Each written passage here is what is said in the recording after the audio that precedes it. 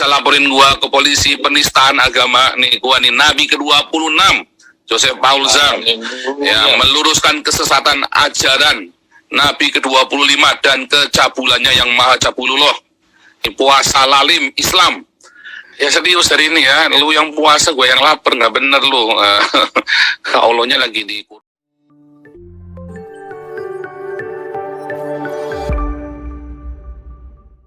Sekarang saya dilaporin ke polisi kan, dan memang saya suruh laporin polisi, ya kan.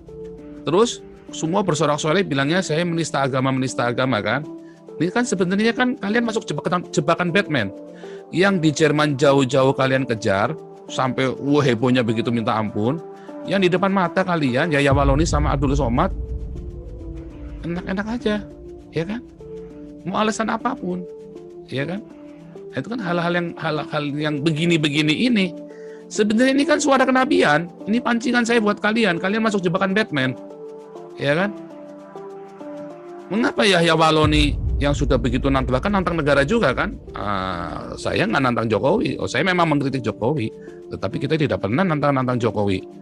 Nah, itu ustadz yang bilang penggal kepala Jokowi, ternyata semua masih tenang-tenang aja, masih bebas-bebas aja, ya kan? Yang penting jangan nyenggol NU deh katanya kan. Begitu nyenggol NU pokoknya habis kan. Coba ustadz masuk kenapa? Bukan menista agama Kristen, padahal biadab semua mulut mereka itu menista Kristen, ya kan? Tetapi mereka kan gara-gara mengkritik NU, kayak si ustadz apa kemarin yang ustadz LGBT itu yang mati di penjara itu kan. Itu kan gara-gara nyenggol orang NU. Nah, berarti kan ada yang salah. NU apa ini NU nih? Berarti negara kita punya NU dong. Ya kan? Hati-hati kan saya sudah bilang. Di mana nih Banser ketika gereja-gereja ditutup?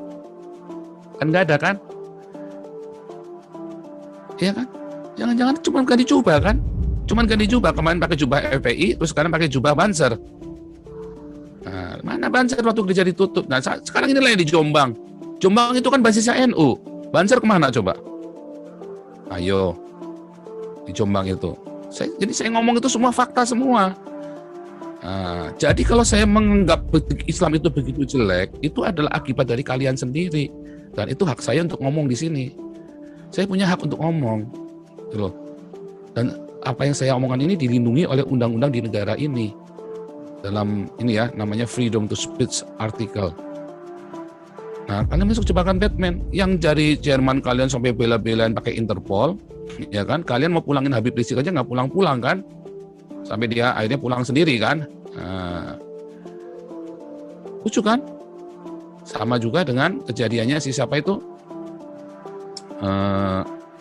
Yahya Walloni, Abdul Somad, dan ustadz-ustadz yang lain, termasuk Mualaf Center, Irina Handono, ya mau kita sampai orangnya mampus dah itu kan?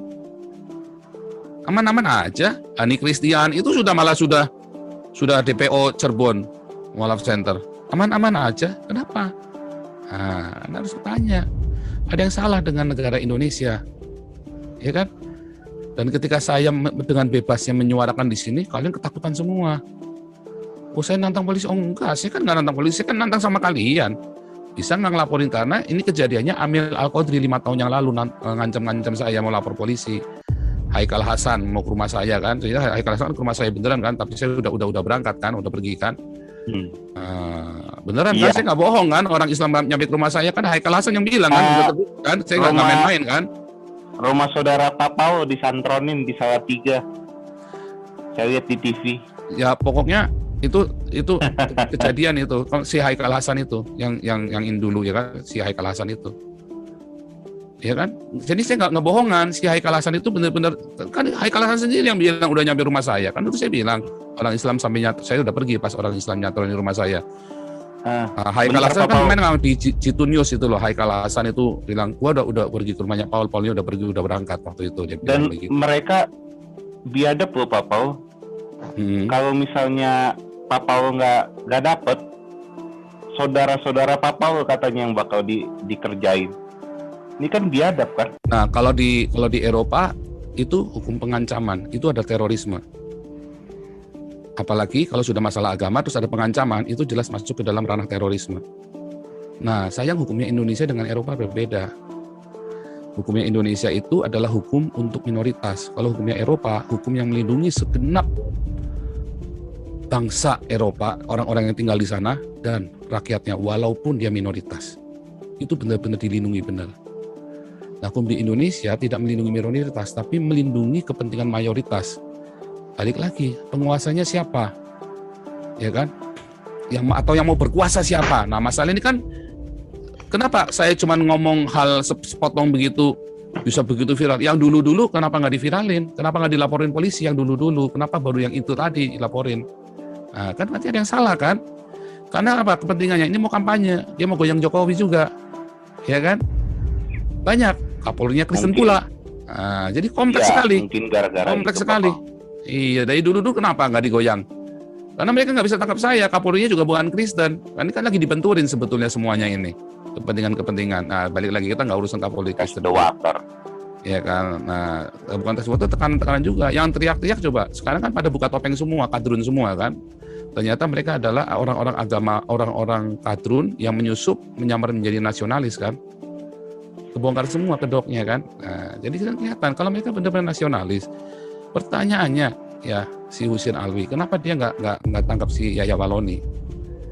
Ya kan, yang sudah jelas menerima agama Kristen, yang menista agama Kristen. Itu kan jelas-jelas terang-terangan. Kenapa Abdul Somad terang-terangan menista agama Kristen nggak ditangkap? Dan yang lain-lain banyak ya semua. Nggak usah. Inilah yang dua inilah ya yang kelihatan banget lah, yang santer dulu kan. Nah terus. Yang ketiga tadi, yang pertama kan, yang ketiga balik lagi ya. Yang saya suarakan di sini adalah sebuah pengalaman saya selama saya di Indonesia, ya kan.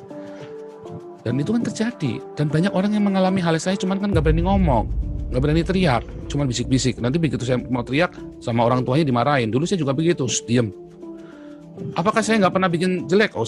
Saya kan bilang, saya kan juga dulu pernah bikin salah, makanya saya ngerti dalam-dalamnya. Saya dijamah oleh Tuhan Yesus, dan sekarang saya terbeban untuk menyuarakan ada yang nggak beres nih. Ya kan? Ada yang nggak beres, makanya saya teriak, oh Tuhan tolong saya supaya saya bisa ngomong dengan konsisten, dengan hati yang murni. Itulah sebabnya YouTube saya nggak pernah saya tarik uang, karena saya bukan lagi mau cari uang.